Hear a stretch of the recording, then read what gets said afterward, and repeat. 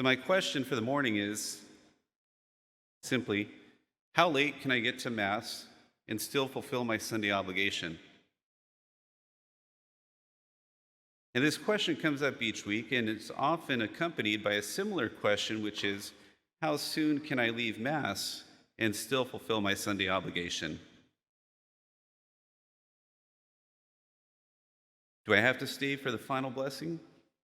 Do I have to wait for the choir to stop singing? Is it even necessary to receive communion to fulfill my Sunday obligation? And though these questions come up from time to time, they're a little bit silly to begin with because the question is itself a deception. When I was a teenager, it was quite common for many of us to sit outside on the church steps and enjoy a cigarette as Mass began. There was this idea that we could miss the first prayers and readings because they didn't really matter all that much as long as we were in our seats before the end of the gospel. And this doesn't mean we actually listened to the gospel, we just had to be present before the final words were spoken. We were not there out of love for God or neighbor, but to check a box so we don't go to hell. The fulfillment of my Sunday obligation has less to do with how long I'm sitting in the pews versus what is actually happening in my heart. In fact, one might argue that someone could sit at Mass for the full 60 minutes and never once enter the mysteries at hand, invalidating any potential benefit of being there in the first place.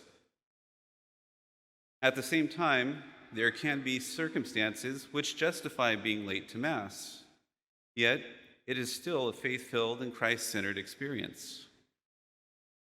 Nevertheless, if you find that you're going to miss much of Mass, please, by all means, go to another one. And we can look at this question from a larger perspective, which is, how can I get into heaven and spend as little time as possible on church property? Again, this is somewhat of a silly question because our salvation is not linked to how much time we spend on church property, but to the attitude and reason why we're there in the first place. The minimalist idea of just scraping by only leads to failure.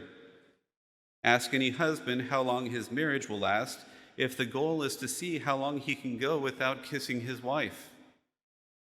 When it comes to the Super Bowl, no team ever tries to defeat the opponent with the lowest score possible. We want a crushing defeat to assure our victory. Too often in the final seconds of a close game, momentum shifts and the presumed winner fails to achieve victory. The same thing is true of heaven. Minimalism never works anywhere in the world, but for some reason we often think it works with God. If the goal is to scrape by, we're not going to make the cut.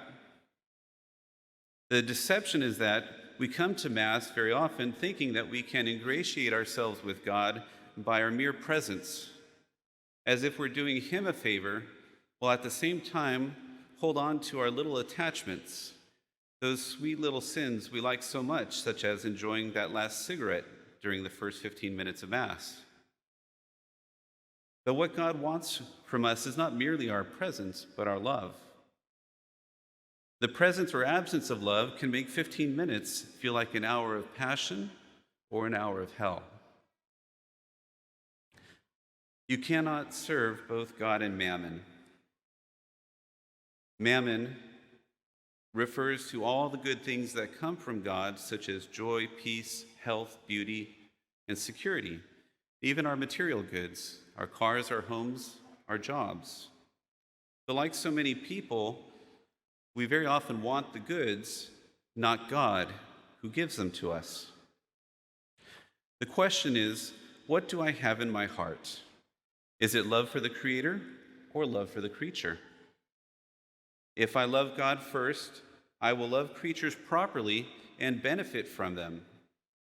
If I love creatures first, there will be no room in my heart for God, and I will find only sadness. Love for the creature always leads to excuses for why I can't do this, I can't do that. I'm not available to help my neighbor in need. Some falsely believe that the saints are bland, spineless figures, while the sinners are the ones who experience the true passion and burning love. This couldn't be further from the truth.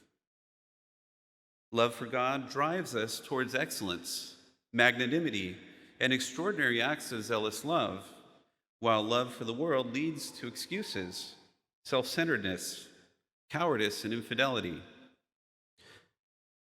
Love for God leads us to do what is in the interest of others, and oftentimes to do what is impossible. In the gospel, the steward's success and praise by the rich man ultimately comes down to how the steward treated his neighbors. By zealously administering the rich man's wealth, the steward secured favor for the debtors and praise from the rich man. He was prepared to go to great lengths to secure his future. But it's not simply about money, but using all the gifts that God has given me for the benefit of my neighbors zealously. God desires the salvation of all men and women, and some are directly linked to my personal efforts for their salvation. This always includes those that are hardest for me to deal with. A relative of mine once asked me why God would allow her to marry a man for many years, have several children with him, only to end up divorced while he runs off to live the high life. I reminded her that despite the outcome of that marriage, it is very possible that God brought him to her for a period of time so that she would pray for him and secure his salvation. If she doesn't pray for him, it's very likely that no one will. The circumstances were tragic, but she did go on to remarry, has a happy life, and was able to find purpose for her sufferings. The tears of those who suffer tragedies are like gold in the hands of God that can be used to purchase the salvation of lost causes. How much more does God bless those who generously give of their time and resources to serve the poor and the church as catechists, teachers, or ministers? It's not the job that matters, nor the amount of time spent in service, but the spirit with which it is performed, because it is love that saves. When we find the saint praying for the sinner, we often find that the saint needs the sinner just as much as the sinner needs the saint. Their salvation goes hand in hand. No saint ever arrives to heaven empty-handed, but brings others with him. No sinner makes it to heaven without the tears and prayers of those who love him. So why does God give us all the good things we enjoy each day, if not to make us administrators of his fortune for the benefit of others? The idea is that if we can be taught to love as he loves and to give as he gives, we will enjoy a happy eternity with God in heaven, plus all the other treasures we've given away to others.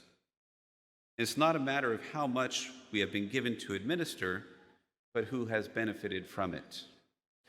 St. Anthony of Padua.